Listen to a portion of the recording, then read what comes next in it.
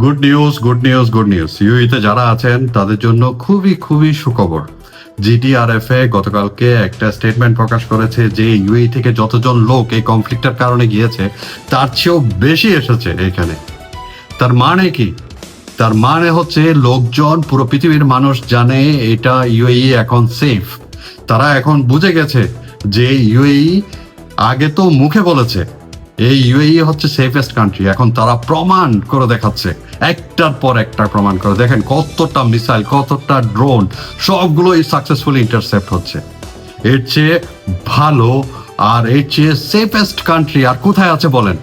দেখেন এখানকার গভর্নমেন্ট এতটাই সহানুভূতি দেখাচ্ছে, বিজনেসম্যানদেরকে এতটাই এনকারেজ করেছে যে এই লাইসেন্সে বিভিন্ন ক্যাটাগরিতে এখন ডিসকাউন্টে আপনার লাইসেন্স আপনি রিনিউ করতে পারছেন।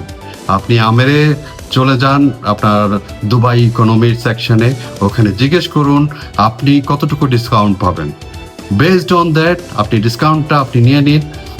এটা নতুন হোক বিজনেস, পুরাতন হোক, কোনো সমস্যা নেই, সবার জন্য সম অধিকার।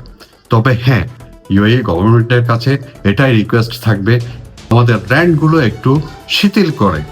সেটা যদি করে আর কোনো সমস্যাই নেই। তো সবাই ভালো থাকবেন, সুখে থাকবেন। Good luck UAE.